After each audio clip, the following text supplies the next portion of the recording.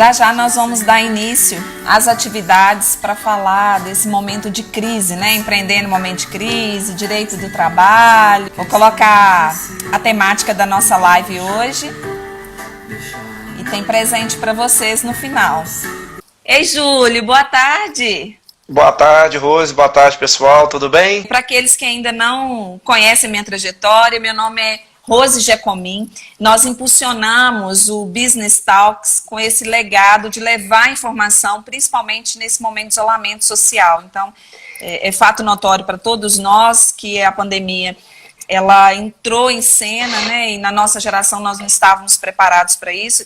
Eu acredito que nem nas duas gerações anteriores, né, Júlio? Nós nunca vivemos uma pandemia, então a gente não tem essa experiência. E no mundo jurídico, as inovações, as medidas emergenciais, elas entram em cena também para esse enfrentamento do Covid-19 e também de se reinventar. Você está se reinventando aí do outro lado, meu amigo, com o direito do trabalho, porque no direito empresarial temos muitos debates calorosos, inclusive. Boa tarde, pessoal. Para quem não me conhece, a Rose já falou aí, né? Meu nome é Júlio Bahia.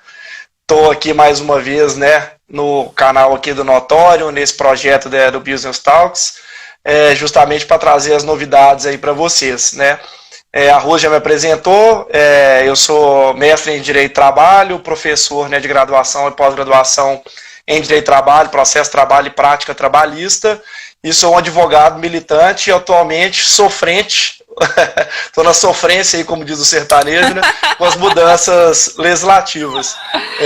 Não só legislativas, né, também as decisões do Supremo. Então, hoje, Rose, a gente pode bater um papo aí dessas dificuldades das empresas, dos empresários, né, também as agruras aí dos trabalhadores, e levando em conta novidades, né, mais do que quente. Ontem, no fim do dia, nós aí tivemos mais uma medida provisória, 959, não traz tanta novidade, mas traz mais alguma coisa. E também tivemos uma decisão do Supremo suspendendo duas disposições da medida provisória 927. Então, são aí novidades, né, que a gente vai tratar. E para, né, não passar em branco aqui, deixar um abraço para a Jéssica, para a Paloma, para o William, para o Vitor, para o Luizão, lá da querida Ipatinga, né, da quase nossa Ipatinga, né, Rose? Exatamente. Então, para registrar aí vários abraços e beijos, né, muito bom, todo mundo tá aí escutando. O Conrado acabou de chegar aí, ó, Conrado é o nosso rei das lives aqui, ele é brilhante, advogado brilhante, muito Seja bom, mas estamos aí para o bate-papo, Rose. Seja bem-vindo, Conrado, e o Valdir também manifestou agora para a gente. O Valdir, ele atua lá em Pernambuco, com as construtoras e tudo, então é uma atuação também muito pertinente nessa área, porque é um setor também que tem sofrido muito nessa transição, né, meu amigo? Sem dúvida. Na área do direito empresarial, além do que nós já comentamos de todas as incertezas, principalmente nesse ambiente que nós atuamos, que é um ambiente jurídico, né, nós temos também a oportunidade de alguns projetos de lei que estão sendo discutidos, e a qualquer momento também eles vão entrar em cena. Então, assim como nós tivemos as MPs que vieram para colaborar com essa fase aí de tratativas trabalhistas, que o Júlio vai comentar com vocês, tem também discussão também esse projeto de lei na área empresarial. Empreender em momento de crise, para um brasileiro, eu acho que não é só nesse momento de pandemia, né, Júlio? Então, exatamente. Eu posso até te interromper e te fazer uma pergunta, Rose? Sempre. Você me permite? Porque, assim, lá no direito, ou aqui no direito do trabalho, a gente, né, costumou ver ultimamente, pelas mudanças legislativas, decisões do Supremo, a figura do microempreendedor individual. E isso é uma outra análise, uma outra oportunidade, mas você estava falando isso aí, me veio esse gancho, porque a gente fala assim, esse de fato é um empreendedor? E o que esse empreendedor hoje, aquele autônomo, na verdade, né, que a gente chama já de autônomo, que pode ser, né, que foi camuflado talvez pela microempresa individual, MEI, como que ele pode se virar, né, nesse tempo de crise, como ele pode empreender e não depender lá do famoso Corona Voucher, né, dos R$ 600. Que você dá de dica aí para esse pessoal? A prestação de serviço, geralmente esses microempreendedores, eles estão dentro desse escopo da prestação de serviços, né? Uhum. E a prestação de serviços, ela sofreu um grande abalo porque ela foi interrompida. O que eu tenho observado, inclusive o que a gente tem direcionado na área prática, é a modelagem de novos produtos, meu amigo. Então, o perfil do consumidor que nós tínhamos antes desse momento de pandemia e pós-pandemia será outro.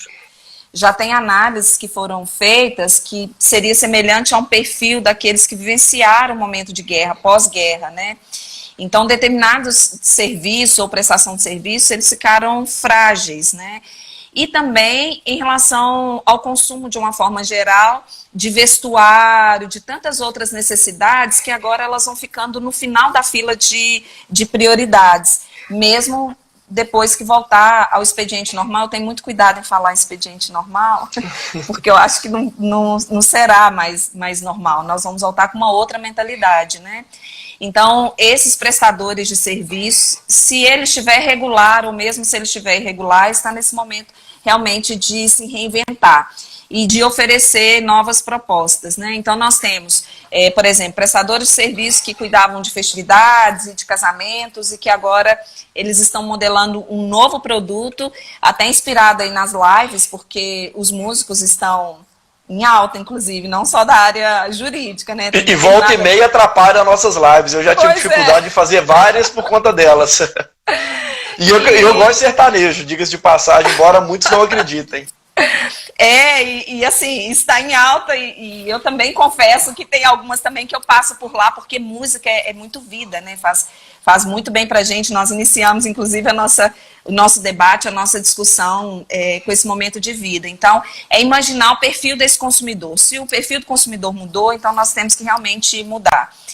E a tecnologia, que é essa transformação digital. Então, tem aplicativos, por exemplo, que reúne ali determinadas prestações de serviços ou produtos e eles estão se ajudando numa verdadeira corrente do bem, para que aquela informação ela consiga chegar na operação, na ponta. E como usuário normal que nós somos, assim como você deve solicitar os seus serviços, e eu também faço a mesma coisa, aproveitar esse espaço tão rico do Grupo Notório, né, essa plataforma que o Ala é nosso parceiro, é um brilhante empreendedor, mas que as pessoas também tenham esse olhar, talvez de afeto, de compaixão, de necessidade, porque esse agente econômico ele pode deixar de existir. Talvez aquele salão de beleza que estava próximo, ou aquele restaurante que estava próximo, enfim, tantas necessidades eles podem deixar de existir. E outros que estão se reinventando, nesse voucher que você comentou, eles estão se reinventando e adiantando o voucher com um desconto bastante atrativo. Então, se é um maquiador, você compra agora, ou alguém que tem outros serviços ligados à beleza, você compra agora nesse momento que você não pode utilizar com valor diferenciado para frente. Então, são essas manobras e esses gatilhos, porque o brasileiro, meu amigo, ele é muito criativo, né? Ainda bem, né? E a necessidade, ela impulsa muito a criatividade. Então, a criatividade em evidência, já que o orçamento está muito enxuto. Agora, analisar bem o perfil desse consumidor, porque se nós mudamos, automaticamente também eles já mudaram, né? E na sua versão prática, e eu vejo também no seu canal, inclusive, em casa, né? Virou estúdio. E ao vivo? Ao vivo. Passou aqui. Um barulho grande de um helicóptero. Mas na sua visão prática de direito do trabalho e no seu dia a dia e que você está debruçando os seus estudos, qual é a maior dificuldade desse empreendedor? Vamos colocar esse rótulo talvez de agente econômico, porque aí a gente quebra um pouco o formato dele, se é empresário, se é uma sociedade empresária, se é regular ou não. Esse agente econômico, você fala bens e serviços, qual é a maior fragilidade que você tem observado ali na ponta, na prática? Rose, hoje eu vejo assim, eu advogo muito na área empresarial, né, para empresas, e a dificuldade de muitos é de fato sobreviver, é fluxo de caixa, principalmente, porque muitos estão com faturamento zerado e se veem, né, numa situação muito complicada. E aí eu vou até te devolver a pergunta, depois a gente entra na área trabalhista, no que eles podem fazer para mitigar, mas aproveitando que a gente está nesse lado mais empresarial, o que eu vejo é que alguns estão temerosos, né, de entrar em recuperação judicial, em ter um requerimento de falência na justiça, enfim. Qual que é o panorama que você vê? Porque eu também fico temeroso por esses clientes, por motivos óbvios, né? Pelo trabalho, pelos trabalhadores e tudo mais. Mas seria a recuperação judicial um caminho de fato interessante ou não? Porque existe aquela pecha, né? Poxa, entrou em recuperação judicial, pelo menos eu que trabalho aqui na área trabalhista, milito nessa área, é um preconceito. A recuperação judicial quebrou, enfim, você acha que é um instrumento, você acha que é um mecanismo útil nesse momento ou não se deve pensar nisso? Eu gostei da sua provocação, meu amigo. Nós já promovemos muitas iniciativas, inclusive de debates e de eventos. E quando nós falamos de empreender nesse momento de crise, que não é um fato novo, mas agora se tornou um agravante diante de tantas incertezas, né? Você acredita que nós já promovemos um evento que o quórum foi baixo, que era voltado para o empresário e era para tratar justamente da recuperação, tanto judicial como extrajudicial. E ficou um pouco tímido esse comparecimento, e depois nós entendemos esse diagnóstico, era um parceiro, enfim, federação, porque eles poderiam ficar expostos. Então, se tivesse uma plateia muito grande de empresários que estão empreendendo no momento de crise, você vai falar de recuperação, naquele núcleo, naquele coletivo, eles poderiam ficar expostos. Então, veja bem, isso não tem muito tempo, não tem 2 anos. Como que o perfil mudou? Se hoje nós promovermos um evento de empreender no momento de crise para falar de recuperação judicial, extrajudicial, a plateia, ela tem muita empatia, porque ele está sofrendo isso, ele tem essa dor hoje. A ferida está sangrando, igual você comentou, na ausência de ativos ou de próprio bens e serviços ali que você não consegue circular, então está tudo parado, dependendo da indústria está tudo parado, né?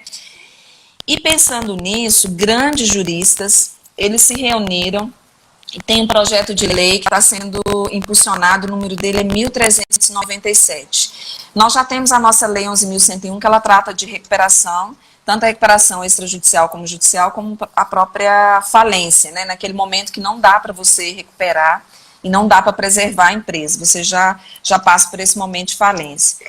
O primeiro ponto são as empresas que já estão passando por uma recuperação judicial. Então, esse processo ele já está em pleno vigor e ali tem um plano de recuperação judicial que ele foi pactuado entre os credores e o devedor e, de repente, ele já foi até homologado. Nós sabemos na nossa área jurídica, principalmente de direito empresarial, que se não cumpre esse plano de recuperação judicial, aí tem aquele momento que nenhum empreendedor, nenhum agente econômico quer passar, que é justamente a convolução em falência, não é? Então, o CNJ, preocupado, inclusive, nos entendimentos dos tribunais, porque nós não temos varas especializadas em todas as comarcas, varas especializadas em recuperação, falência, enfim. Então, às vezes o juiz ele é competente para essa atribuição em vara única, depende muito da comarca, né? Então, o CNJ ele lançou uma recomendação para aqueles que estão nos acompanhando, inclusive se quiser anotar, a recomendação é número 63.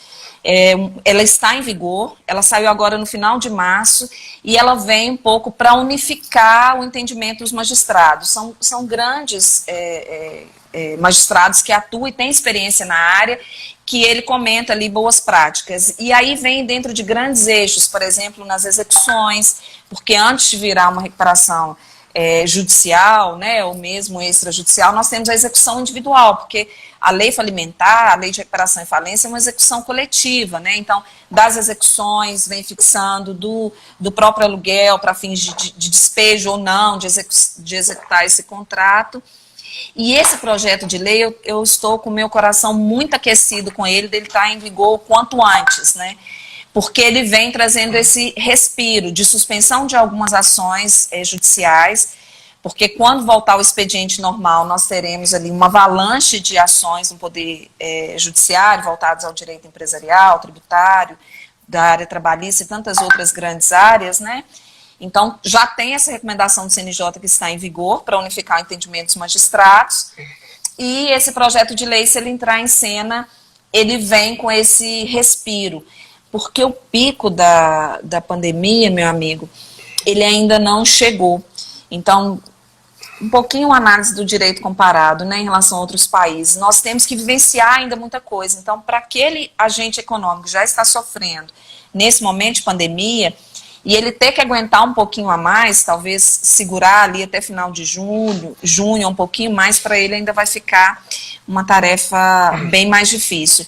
Então, o coração, assim, aquecido é que esse projeto de lei ele entra em cena, que ele vira uma MP logo, para trazer esse respiro, e não do devedor eficaz. Eu não sei se você torceria para virar MP logo, não. Eu tô com pânico de MP. Porque veio uma, veio um milhão.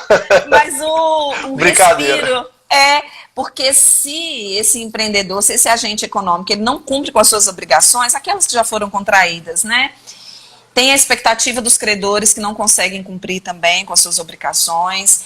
E ali o índice de desemprego, ele acaba aumentando muito. Antes de vir para esse encontro com você, eu dei uma olhada em relação aos números, e nós estamos com quase 13 milhões, então agente econômico sofre, e ali tem um índice de desemprego, enfim, essa prestação e circulação de bens e serviços é o que faz a nossa economia realmente girar, né? Então, ali automaticamente comunica muito com a sua atuação nessa área trabalhista. Você tem sentido isso também?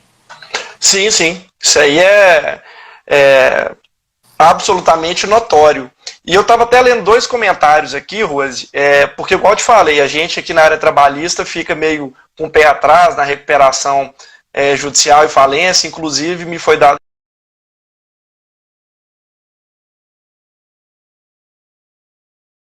a incumbência de lecionar numa pós-graduação daqui exatos um mês. Essa disciplina eu estou assim, já participei de um fórum de direito constitucional com você, né, que falei sobre o tema, mas é sempre espinhoso porque é para o público da área trabalhista e todo mundo tem um certo pé atrás. E a Paloma e o Paulo aqui fizeram 2 comentários muito interessantes, e um é a respeito de lives, né, que a Paloma fez aqui, que é um meio de divulgação do trabalho, e isso tem sido feito muito por advogados, né, é uma ferramenta bem interessante de divulgação do trabalho, e um papel social que todos nós, independente da área, temos, né, até um dever nesse momento, diante de tantas mudanças legislativas, esclarecer a população. Me sinto obrigado a isso. Então eu faço as lives, igual eu sempre registro aqui, estou no direct, qualquer rede social, tiro dúvidas, WhatsApp, com o maior prazer.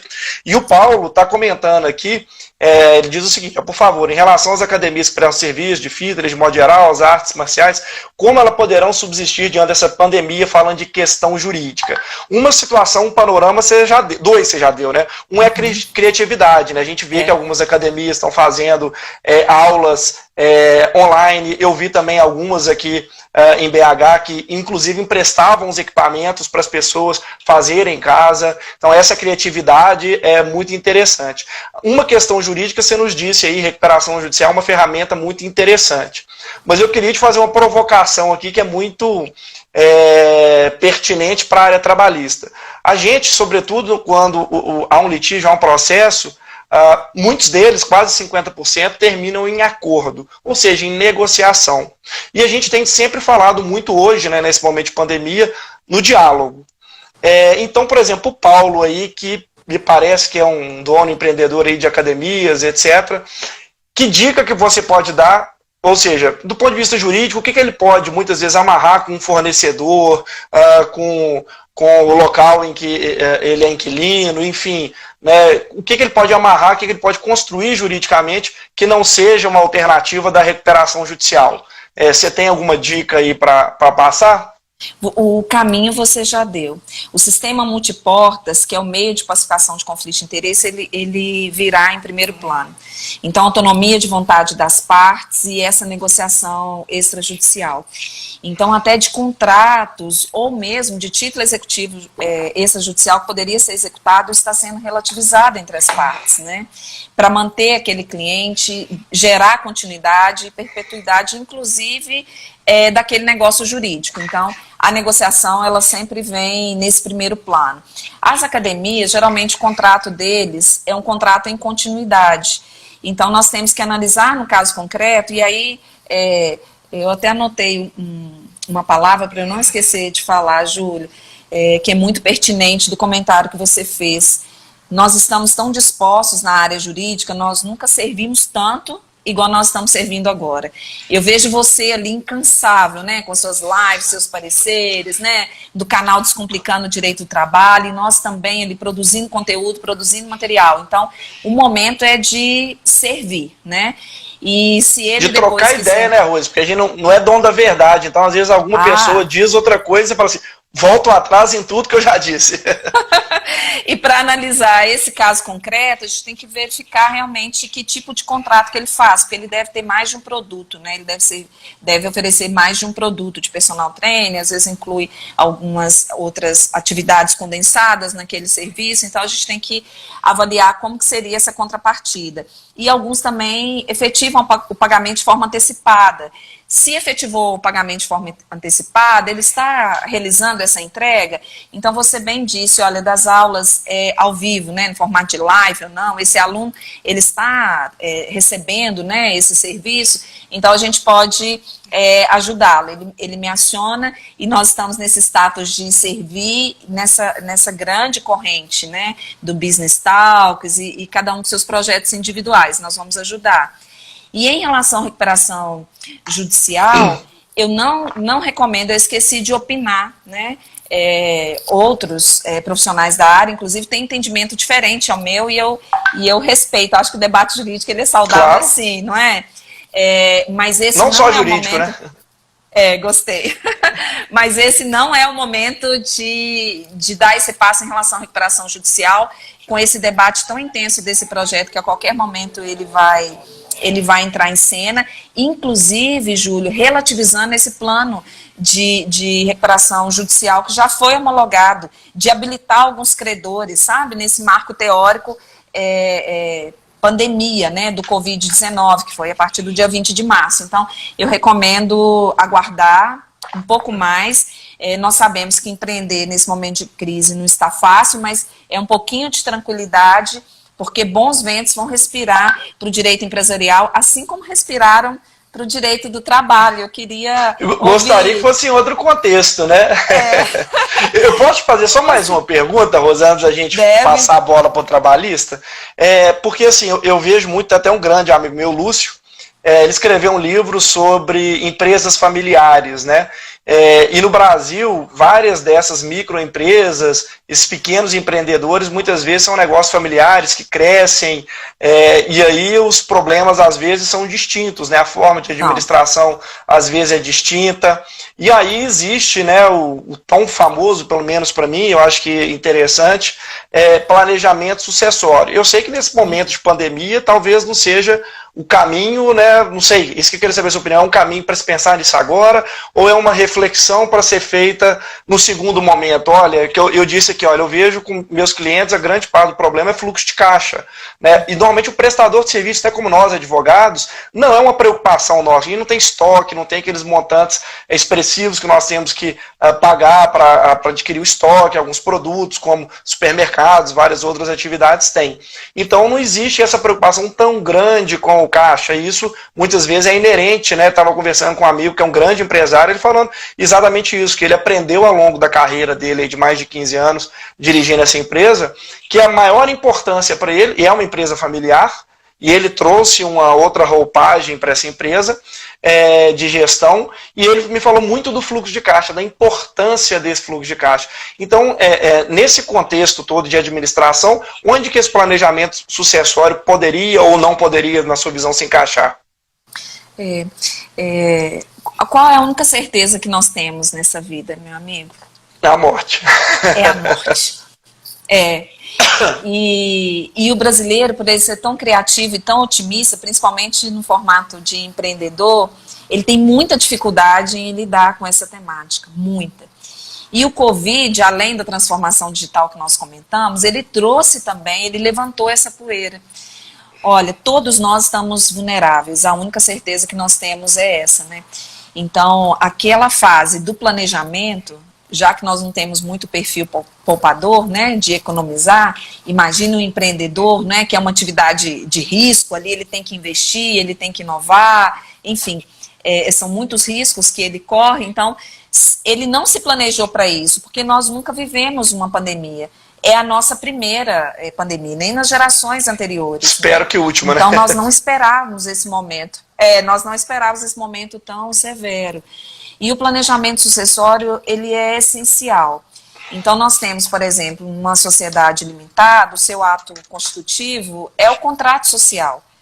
E aí, na constituição desse contrato social, fala assim, olha, ele precisa da assinatura de um advogado, e às vezes ele é todo elaborado por um contador, e vira um Ctrl-C, Ctrl-V, tem a ausência de vontade ali das partes, né? O empreendedor, esse agente econômico, ele não se mobilizou para passar o bastão para o seu sucessor. Então, não tem essa pessoa preparada se acontecer alguma coisa com ele. Então, são vários riscos, e riscos que são iminentes. Então, já que nós estamos falando do nosso bem maior, que é a nossa vida, o planejamento sucessório, ele se tornou essencial. É sentar mesmo numa mesa redonda ou não, com seus familiares, com as pessoas queridas, e mostrar a sua disposição ali de última vontade. E tem países que isso é muito comum. Às vezes a pessoa sai de casa e fala assim, olha, eu vou fazer o meu testamento, né? Talvez se você aqui é um preconceito muito grande. Eu tenho clientes que eu não posso oferecer isso, que eles vão se sentir ofendidos. Pois é, então não é complicado? Fala assim, olha, mas não tem que pensar nisso agora. Então, prorroga-se. E aí, quando vem um incidente processual, igual nós estamos vendo esses números alarmantes de vítimas do Covid, tem agente econômico naquele número, que ele não se preparou, não tem?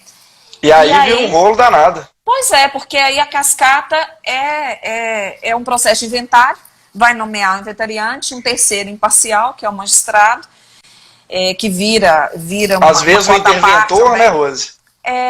Ele vem ali e ele vai aplicar a letra fria da lei. Então, depois vocês dêem uma olhada no artigo 1028 do Código Civil, ele é muito relevante para essa temática, né? E é muito sério, é como se fosse uma matemática, né? Não tem dispositivo de disposição de última vontade, o contrato social, geralmente, ele é silente, ele não prevê isso, né? Então, as empresas, principalmente as empresas familiares, têm um índice de mortalidade muito grande para as próximas gerações, né? Até chegar à terceira ou quarta geração, isso é muito espinhoso, meu amigo, e muito preocupante. E a nossa área nunca ficou tão em evidência como agora. E para quem está acompanhando a nossa live, gravada depois ou não, ao vivo, olha, fica uma grande janela de oportunidade para aqueles que atuam na área de especializar nessa fase do planejamento sucessório, principalmente aqueles que gostam de direito civil, né? De planejamento sucessório nas empresas familiares. É uma estrutura muito grande, buscar essa formação, ela pode ser relevante. Aí governança corporativa falta. Isso, sim. Se não tem o planejamento, não tem governança. As atividades ali, elas se misturam, poder de veto e decisão da família, e o poder também de afetividade, né? Porque se é um fundador, ele entra dentro do seu empreendimento e o seu filho também é um dos sócios, entre pai e filho sempre tem essa relação, né? Eles falam assim, olha, mas passou para a porta da empresa, ali ele é meu sócio. Esse sentimento de afetividade, eles se misturam. Então, quando você tem blindagem jurídica também, eu tenho muita dificuldade com esse termo, não consigo digerir, ele vem quadrado. Tem uma bebida que fala que vem redondo, mas para mim sempre veio quadrado. Mas de proteção patrimonial dessas empresas, a gente tem instrumentos e ferramentas para isso, né, meu amigo? Posso pegar seu gancho até que me veio aqui, Rose? Me veio uma questão aqui. Eles estão questionando a gente, eu tô gostando de ver, porque a gente vai falando e não vê. Olha, Paloma, concordando. São essas perguntas que eu até comentei. Deixa eu só pegar um gancho aqui nessa situação que você falou de blindagem, que é um termo que me incomoda muito também. E antes da gente adentrar aqui outros tópicos trabalhistas, um cuidado que o empreendedor tem que ter nesse momento às vezes até de desespero mesmo, de achar que o negócio vai por água abaixo, aí falando sobre a ótica da legislação trabalhista, questões de grupo econômico. Vamos dizer que essa empresa fecha, esse CNPJ é assim, assim, assado, ficou ruim, eu vou abrir uma outra empresa. Enfim, resumindo a história, depois podemos, né, alongar em outra seara, mas só para chamar a atenção que isso é muito perigoso, porque o artigo 2º da CLT, parágrafo 2º, prevê a criação de grupo econômico e também nós temos o artigo 9º que prevê fraudes de questões processuais, de relação trabalhista e as nulidades, a teoria das nulidades do próprio direito civil. Então, essa solução que às vezes se aparenta a mais fácil, vou deixar rolar, vou quebrar... Não pensem nisso, não pensem porque o buraco é muito mais embaixo, em termos trabalhistas é muito complicado, então só essa primeira lembrança aí pro pessoal. É muito pertinente, olha, de médico, juiz de futebol e as pessoas que entendem da nossa área, tem muito por aí, então é bom debruçar, inclusive com muita maturidade e responsabilidade, porque isso causa impacto, né, na vida do seu cliente, se você for um advogado, por exemplo. Sem dúvida. E até trazer uma boa notícia aqui, Rose, para quem infelizmente teve que fechar o negócio, o que acontece? Um dos debates que se instaurou aí na seara trabalhista seria se a empresa fosse temporariamente fechada, se haveria possibilidade de rescisão do contrato de trabalho pagando multa a menor. É o que prevê aí o artigo 502. Só que o artigo 502 da CLT, eu até puxei ele aqui para ler para quem nos assiste aí, diz o seguinte: ocorrendo motivo de força maior que determine, então força maior nós temos, é indiscutível. Talvez, né, como alguns até disseram, e pela primeira vez na história a gente saiu daquelas situações de chuva, de tempestade, que talvez nem se enquadrassem tecnicamente tanto assim nesse conceito, mas essa pandemia não tem dúvida, mas diz, ocorrendo motivo de força maior que determine a extinção da empresa ou um de seus estabelecimentos, ou um dos estabelecimentos em que trabalha o empregado. Então, só na circunstância de extinguir aquele estabelecimento ou a empresa é que é possível essa indenização à metade. Então, para ficar bem claro isso, porque a live é ótima e as informações circularem é ótima, mas a gente tem que ter cuidado com essa informação. E eu brinquei até com alguns clientes que eu virei, em algumas circunstâncias, comentaristas de falas alheias. Primeiro, tem um problema ético quando é um colega advogado. E segundo, que chega até às vezes a ser constrangedor. Então a gente tem que ter cuidado com a informação, porque não existe mágica. O que todo mundo tem que saber agora é que não existe mágica. Existem algumas soluções previstas em lei, e as que não estão têm que ser construídas dentro dos princípios que regem aquele ramo do direito. Então não tem saída mágica. Então não pode dizer assim, falar, olha, Rose, existe sim, você tenta aqui, você reduz o salário aqui em 25%, que foi outra polêmica que deu, sem acordo coletivo, sem nada. Isso é um perigo. Isso é um perigo, o 503 está revogado. O TST já decidiu isso há 10 anos atrás. Então, voltando aqui para a situação de força maior, aí sim é possível, se houve a extinção da empresa ou do estabelecimento, falar, olha, eu tinha um salão de beleza, matriz filial, fechei a filial, mandei aquela pessoa embora. Posso pagar metade da multa de 40%? Ok. E aí havia um grande problema, que a Caixa Econômica Federal, que é a gestora do Fundo de Garantia, ela não estava permitindo o saque do Fundo de Garantia nesses casos. E a legislação é muito clara, que na situação de força maior ela tem que permitir. E aí as pessoas estavam tendo que recorrer ao Poder Judiciário para valer fazer esse direito. E agora houve uma circular da Caixa, né, permitindo que essas pessoas façam esse saque de maneira mais tranquila, sem ter que recorrer à justiça. Então, quem infelizmente não conseguiu atravessar, né, na sua totalidade, né, com todos os estabelecimentos ou com a sua empresa ainda nativa, ciente dessa, não é artifício legal, é previsão legal, não é um drible na legislação, é uma previsão razoável pelo momento que se a empresa se extinguiu, ela se extinguiu não foi porque o empreendedor quis, né, é por um motivo, como diz a lei, de força maior, né. Perfeito. E você, no início da sua fala, dos nossos debates, você já trouxe os bons ventos, né? Porque tem uma MP que acabou de sair, né, Júlia? 959. Comenta com a gente. Eu diria que não são tão bons ventos assim, não, Rose. É uma MP bem singela, que foge até um pouco assim da nossa da nossa alçada trabalhista, porque ela vem tratar justamente de orientar, melhor dizendo, o pagamento daquele benefício emergencial, que é aquela complementação que o governo federal dá ao trabalhador nas hipóteses de suspensão do contrato de trabalho ou de redução proporcional da jornada e salário. Então, ele vem regulamentar como isso é feito, assim como também aquele benefício, né, que o autônomo tem direito. E, para nossa grande surpresa, o que diz essa MP? Que quem vai gerir estes pagamentos serão a Caixa Econômica Federal e o Banco do Brasil. Então está aqui o artigo 1º dispensando a licitação para a contratação da Caixa e do Banco do Brasil para gerir essa situação. E mais, diz o artigo 2º que não pode ser uma conta salário do trabalhador. Ou seja, se você pretender, né, tiver uma conta desse trabalhador, conta salário, e alguém já tiver informado essa conta, vai ter que revisar tudo isso. Eu, sinceramente, ainda não sei, igual eu disse, não é uma área que eu domino, porque isso fica mais com o pessoal de departamento pessoal, RH, ou às vezes a contabilidade externa da empresa, não é o dia a dia que eu lido, mas eu não entendi muito bem essa ótica de ser na conta salário, não poder ser na conta salário. E permitir que o empregado indique uma outra conta. Mas essa é a informação, né, que vem, que é a mais relevante aqui. Aí vem os outros detalhes, né, que não pode ter cobrança de tarifa de manutenção, que não pode emitir cartão para essa conta, cheque, enfim, aí outros pequenos detalhes. Mas a grande informação em relação à MP 959 é justamente essa, a novidade é essa, e por isso que eu falo assim, eu lamento porque nós temos essas regulamentações, que foi a MP 927, que entrou em vigor em 1º de abril.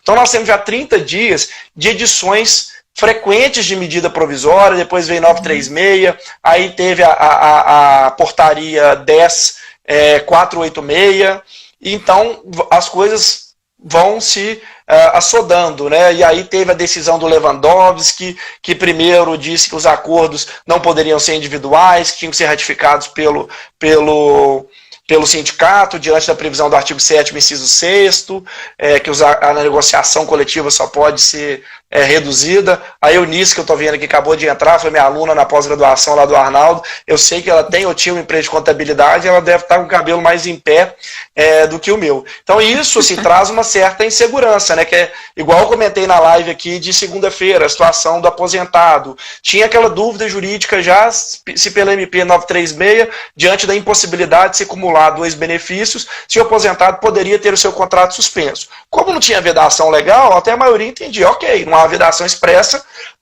vamos suspender. E como o conceito é de renda mínima, esse trabalhador já tem a renda mínima decorrendo da aposentadoria, para alguns tudo ok. Aí veio essa portaria, né, a 10.486, e expressamente agora, no dia 22 de abril, acho que ela foi publicada no dia 23 ou 24, foi publicada no dia 24, vem dizer o contrário, falou, não, você não pode suspender o contrato de quem recebe benefício. Aí você cria aquela insegurança jurídica. Uns defendem, não, como não há vedação expressa da MP, a portaria é ilegal. Outros, como aí eu acho que é a interpretação mais razoável, a MP não vedava expressamente, mas é contra toda a lógica sistêmica. Então a gente fica, né, nesse ambiente de muita insegurança. E para coroar essa insegurança, no dia de ontem, nós tivemos uma outra decisão do Supremo Tribunal. E aí ela me parece... eu ia até te perguntar, porque além das decisões, se fica ou não fica ministro, né, que vem do STF, teve uma decisão importante também da sua área de atuação, né? Além das inseguranças políticas que a gente vive, aí, né, são outras discussões, ontem teve essa decisão que nos pegou, vamos dizer, de surpresa. Eu não digo tanto de surpresa, porque eram previsões da medida provisória, que eu entendiam completamente, absolutamente inconstitucionais. Mas aí fica essa insegurança jurídica. Não adianta a gente ficar forçando a barra no MP para tentar resolver e lá na frente esse passivo trabalhista ser criado. Então a importância, né, da gente ter esses debates aqui, e por isso que eu me coloco sempre à disposição para quem quiser, estiver nos assistindo, quiser fazer pergunta agora, depois, no direct, vamos fazer live, vamos embora. Por quê? Porque se não fizer certo agora e não tiver cautela, não é porque está na literalidade da lei que é válido. Te dou um exemplo muito claro aqui. A reforma trabalhista, ela previa que a gestante e lactante podia trabalhar em ambiente salubre. Se é razoável? Claro que não é, é inconstitucional. precisou do Supremo, né, posteriormente ter que se manifestar sobre algo bizarro, né, com perdão da expressão, que o legislador prevê isso, é uma coisa assim, de outro planeta. Mas enfim, e qual que eram as previsões que tinham? Era o do artigo 29 que dizia: os casos de contaminação do coronavírus não serão considerados ocupacionais, exceto mediante comprovação do nexo causal. E qual que era o perigo, na minha visão, dessa previsão aqui? Inclusive de ordem processual. O que está querendo dizer? Olha, então, a priori, a princípio, o trabalhador que tem o coronavírus não o contraiu no trabalho. Eu não posso presumir isso. E a gente sabe que lá na questão previdenciária existe o famoso nexo técnico epidemiológico. Ou seja, existem certas doenças que já são inerentes a certas profissões. Com essa disposição do artigo 29, o que foi a intenção verdadeiramente do legislador, a intenção aqui? Foi dizer, olha, médico, profissional da saúde, lixeiro, todos os outros que estão servindo em atividades essenciais, olha, se você contraiu o coronavírus, não presume que foi no hospital, não presume que foi na sua atividade laborativa. Né? Sendo que já existe uma previsão na Lei 8.213 que trata das questões dos benefícios previdenciários, em sentido que epidemia, situações de pandemia como a gente vive, já deixaria, a princípio, afastado esse nexo, né, técnico, epidemiológico, esse nexo, aí no caso da responsabilidade civil, que é o que nos interessa, o nexo de causalidade. Então esse artigo foi tido aí como inconstitucional, né? Foi suspensa essa previsão. E me parece muito importante, porque, na minha visão, se esses trabalhadores hoje, que são das atividades essenciais, contraírem o coronavírus, pode-se imaginar o quê? Que a princípio é um risco, é uma doença ocupacional. E aí, Rose, me permite me alongar aqui, antes de falar do segundo tópico, que é o importante da live é a gente alertar essas questões. A MP traz o seguinte, a 936, fica suspensa a exigibilidade dos exames médicos, incluindo o exame médico admissional e os periódicos. Ela só mantém a exigência do demissional. E muita gente, ótimo, uma redução de custo. Um cliente, que é até uma construtora, me ligou recentemente e falou: Júlio, a empresa que faz esse exame admissional disse que eu não preciso fazer, o que você acha? Falei, a MP te dá essa faculdade, mas eu não me arriscaria. Por quê? Amanhã, esse trabalhador, vamos dizer, daqui 6 meses, ele aparece com uma perda auditiva. Você sabe se ele já tinha essa perda auditiva antes? Faz todo sentido. sentido. É aquela famosa, com perdão da expressão, economia porca. Né? Então, você deixou de fazer o exame e saber a real condição de trabalho, sendo que legalmente é responsabilidade do empregador zelar pela saúde do trabalhador durante o pacto laboral. Então, se eu deixo de fazer esse exame, porque a MP assim me faculta, eu atraio para mim, empregador, um ônus muito grande. E mais, em época de pandemia, vamos dizer que aquela pessoa tem um sintoma ainda que leve. E não se deu conta, achou que era uma gripe, não quis perder a oportunidade de emprego. Não noticiou isso para o empregador. No exame médico, isso poderia ser aferido. E olha o transtorno que vai causar. Vai contaminar todos os outros. Sim. Então, uma previsão da medida provisória, que é muito fácil o legislador, com devido respeito e a importância desse projeto que você está capitaliano aí, o Business Talks, da gente trocar essas ideias multidisciplinares, é por isso. Nem sempre o que está no texto ali da medida provisória da lei é interessante. Esse cuidado que a gente tem que ter. Então, não fazer o exame admissional, eu acho um perigo. Eu acho um perigo, não pelo coronavírus, mas porque, no meu exemplo anterior, essa pessoa já podia ter a perda auditiva. E ela seria detectável no exame periódico, e lá na frente não poderia ser imputado ao empregador que essa culpa, né, essa perda auditiva foi por culpa do trabalho. E finalizando aqui minha longa fala...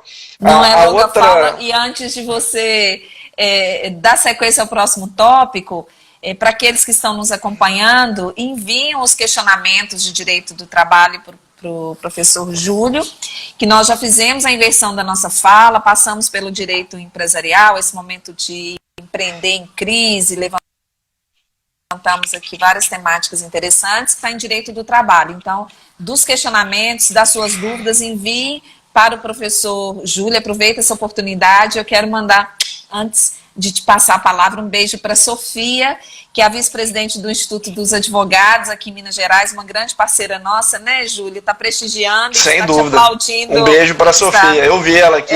E agradecer o Luizão aqui, antes de eu continuar, Rose. Luizão é nosso parceiro lá em Patinga, um brilhante advogado. Ele esclareceu aqui, ó, não pode ser na conta salário porque ela é vinculada ao empregador não recebendo depósito de terceiro. Pode ser essa justificativa, mas talvez não sei se poderia, né, ser possível relativizar. A Laís também, né, grande Laís, melhor dermatologista aí de BH, nos assistindo. Então, continuando aqui, Rose, o artigo 31, ele tinha uma outra previsão que a gente até discutiu em outras lives com o professor Yuri Pinheiro, né, que é juiz do trabalho, com o professor Tiago Raso, que é meu colega lá de faculdade Arnaldo, e auditor fiscal do trabalho.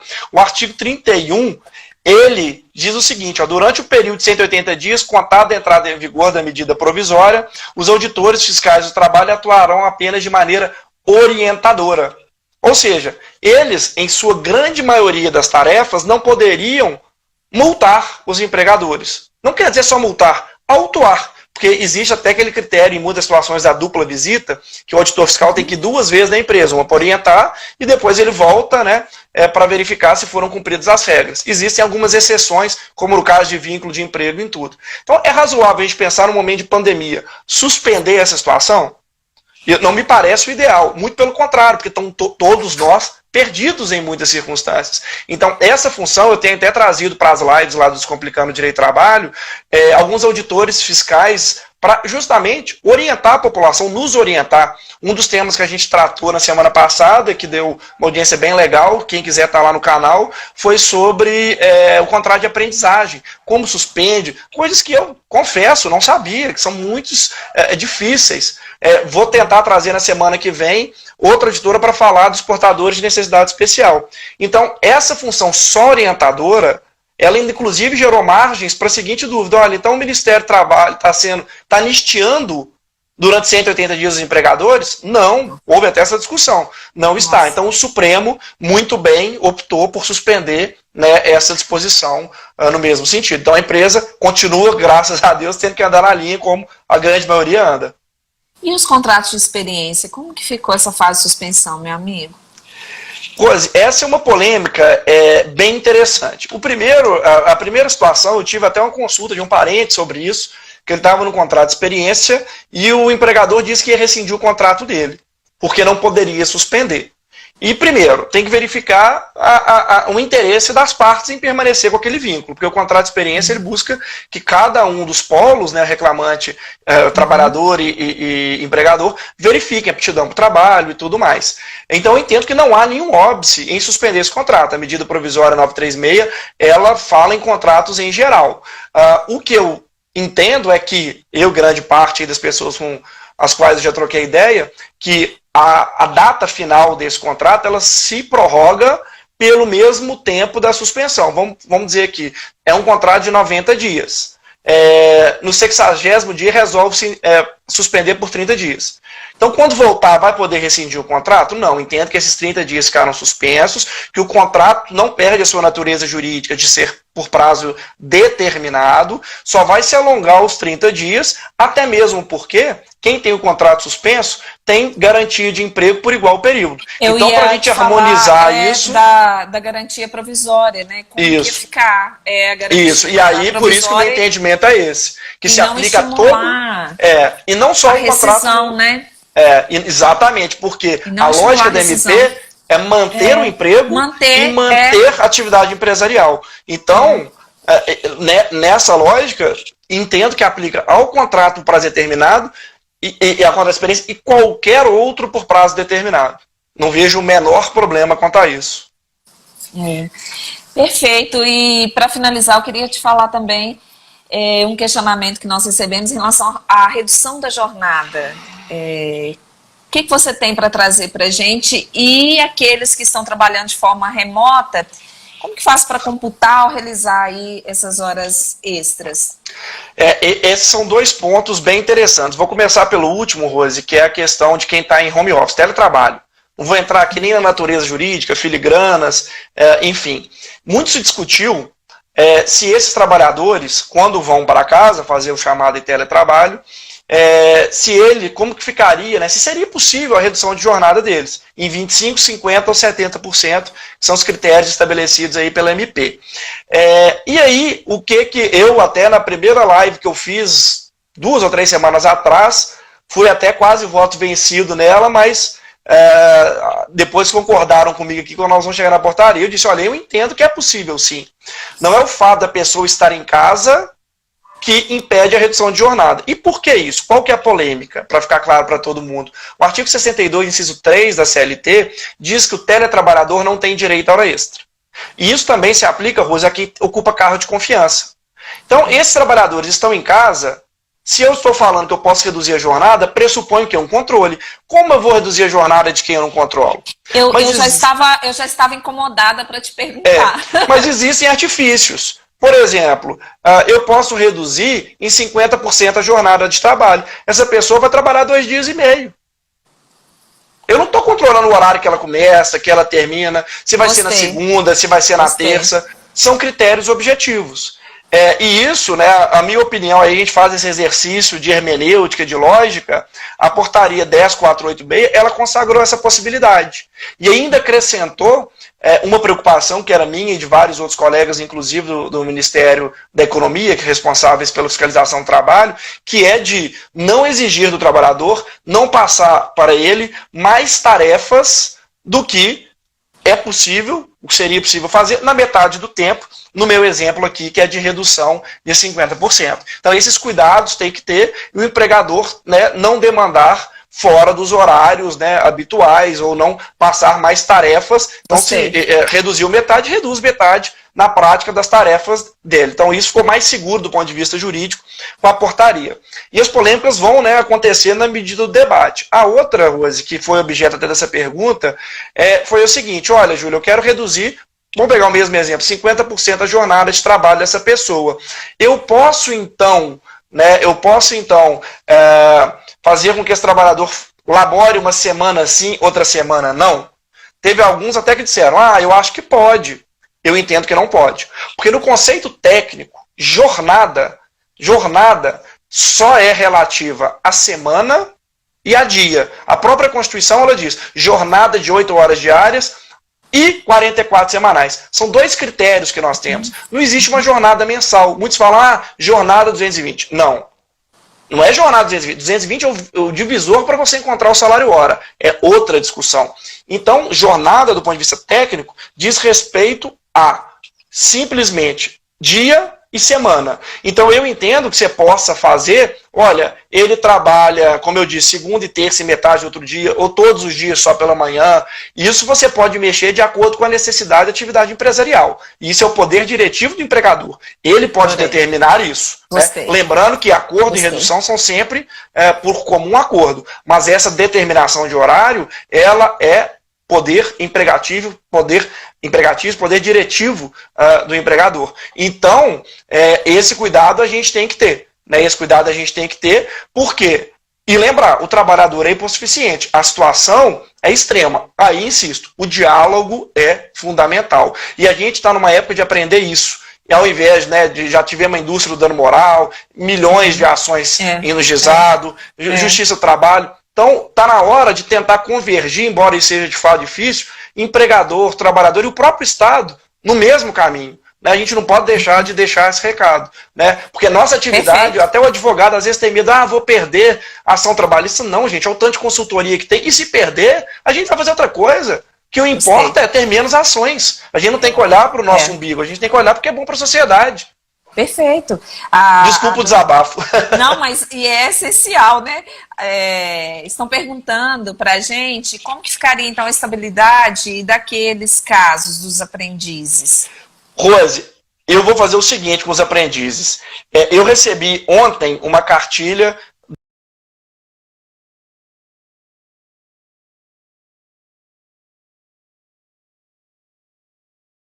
da própria Cristiane, com quem eu fiz a live, com todos os esclarecimentos, tanto dessa parte de aprendiz, todas as orientações e também as orientações de portador de necessidade especial. Então, quem quiser, manda um direct para mim aqui no Bahia.Julio, ou no próprio Notorium, na Rose, né, no Instagram da Rose, ou no Instagram do Business Talks, que eu disponibilizo esse material. Eu acho que fica muito mais rico, e aí quem tiver alguma dúvida, eu gravo o áudio, eu explico, igual eu falei, nós estamos aqui numa função muito mais do que nos promover, não é esse o interesse, isso pode ser uma consequência, mas o interesse é esclarecer para quem nos assiste o que pode ser feito e tomar os cuidados, né, que precisam, né, para amanhã não ter dor de cabeça.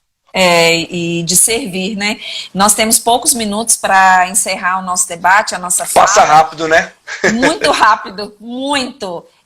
Você, o seu notório saber jurídico em direito do trabalho, o seu caminhar é muito consolidado, você é um irmão meu de academia, né? Então, você olha nos olhos, você está ali disponível, né? Um estudioso, então...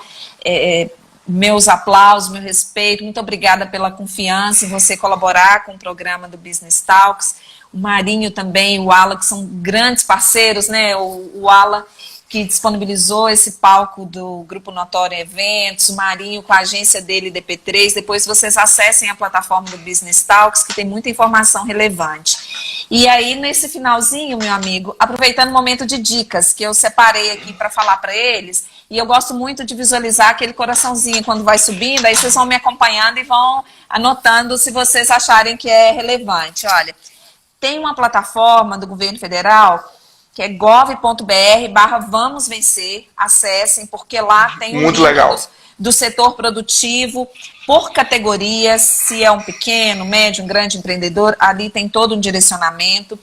O professor Júlio, eu coordenei um material que está com circulação nacional, é um curso de micro certificação que está disponível para vocês também de forma gratuita. Não é? Na plataforma da Aliança. O professor Pamplona também participou, o outro doutrinador também, que é muito referendado na área empresarial, que é o professor Marlon Tomazetti. Então, o material está muito rico, um conteúdo muito objetivo, tanto para o empreendedor... Com vídeos, né, Rose, também? Nós gravamos vídeos, ele está gratuito para vocês, que complementa muito esse estudo que nós fizemos nessa tarde. Acessem ava.aliançapelaeducação.com.br. Além dessa microcertificação, que é esse material que eu e Júlio nós produzimos para vocês, está lá de forma graciosa, tem mais de 50 cursos também para vocês aproveitarem nesse momento de isolamento social. E assim como o Júlio compartilhou com vocês um material rico, aqui tem a minha plataforma, né, o meu perfil no Instagram. Se vocês quiserem um material que fala também, é um artigo que eu escrevi e que teve circulação nacional na ZK Editora, que ele fala empreendendo em tempos de crise financeira, econômica e patrimonial.